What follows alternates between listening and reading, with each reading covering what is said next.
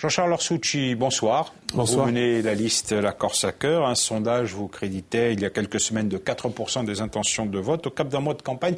Quel bilan tirez-vous de votre démarche ? Écoutez, positif, puisque c'est une première. Alors, on n'a pas vraiment la difficulté pour nous, c'est qu'on n'a pas d'éléments de comparaison. Les gens sont intéressés par ce que l'on dit, par le message que l'on porte. Bon, nous, je vous cache pas qu'on est assez fiers d'avoir obtenu le soutien de Michel Rocard. C'était pour nous un élément important, quand on connaît, je dirais, l'attache qu'ont les Corses à ce personnage et qui est transcourant, il est apprécié dans tous les camps politiques. Donc, pour nous, c'est un élément important. Et le retour de la population par rapport au discours, par rapport aux idées qu'on véhicule, il est positif. Ça, c'est certain, il est positif. Comment ça va se traduire électoralement ? Je n'ai pas l'expérience pour vous le dire. On va laisser le peuple s'exprimer. Alors, une gauche dispersée, un exécutif qui est éclaté. Est-ce qu'un remake de 2010 est possible ? Ça paraît difficile pour le second tour. Je crois que la gauche, elle est, comme souvent dans cette élection territoriale, au premier tour, elle est diverse.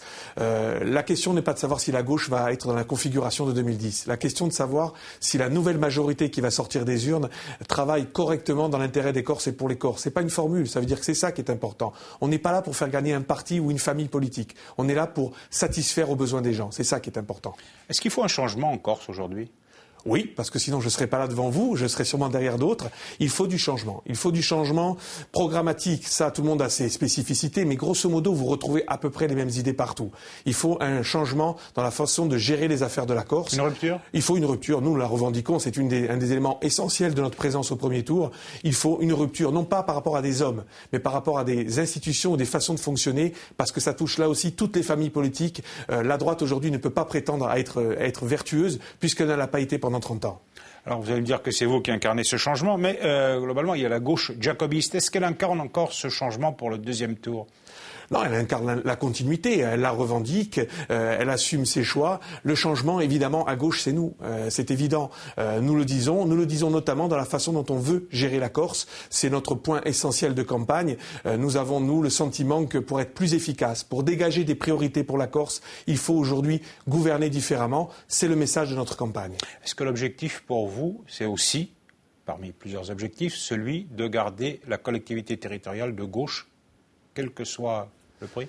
Non, je répète, Jean Vitus, et c'est un élément essentiel. Notre objectif n'est pas de faire gagner notre camp politique. Notre objectif, c'est de servir au mieux les Corses avec un programme que nous proposons aux Corses, qui est, je crois, intéressant dans sa philosophie, mais aussi en disant que nous avons un avantage. Lorsque nous avons été aux responsabilités avec Vanina Pierre ou avec Jean-Louis Luciani, que nous avons porté des collectivités, nous avons mis en adéquation nos paroles et nos actes. On peut nous juger sur nos bilans, et nos bilans, ils sont bons, voire très bons. Donc c'est ça que nous disons aux Corse, faites-nous confiance, comme vous pouvez, comme nous avons démontré notre savoir-faire, vous pouvez aujourd'hui encore nous faire confiance. Tous les scénarios sont possibles pour le second tour ?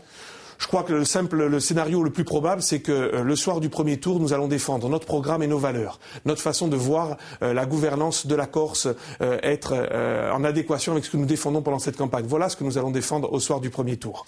Vous étiez vice-président de l'Assemblée de Corse, vous revendiquez une place dans le futur exécutif cette fois-ci ? Écoutez, on n'est pas là pour parler de ces places, nous on est là pour faire avancer nos idées et notre façon de voir la Corse. Ça peut aller de pair. Ça peut aller de pair, on s'interdit rien bien évidemment. L'important c'est d'être là où on est le plus efficace. Et c'est ce que nous chercherons à faire avec Vanina Pierre. Alors, le grand chantier de la mandature, qui est courte, 2 ans, ça va être la mise en place de la collectivité unique. Sur quel principe elle doit s'appuyer, cette collectivité unique ? Dans le cadre des discussions qui auront lieu avec le gouvernement à partir du mois de janvier, il faut qu'elle s'assure d'une juste représentativité de l'ensemble des territoires. Nous défendons pendant cette campagne un élément simple, une collectivité unique avec entre 70 et 80 élus, une partie élue sur un scrutin de liste, une partie élue sur, je dirais, une représentation territoriale.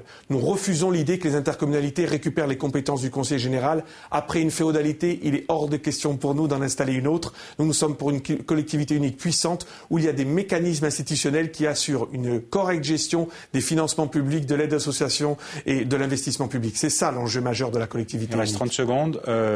Qu'est-ce qu'on fait en 2 ans de mandature ? Pas grand-chose ? Eh bien, on travaille en 2 ans et on travaille aussi pour l'avenir. Pour nous, c'est pas 2 ans, c'est 2 ans plus 5. C'est cet épisode-là que nous souhaitons aborder dès maintenant. Mais les Corses doivent nous donner la force, le 6 décembre, de faire ces 7% qui nous assureront le prix de la liberté. Et comme ça, nous pourrons compter dans les discussions au soir du premier tour. Et c'est ça qui est important, que nous existions dès le premier tour. Jean-Charles Orsucci, je vous remercie. Merci.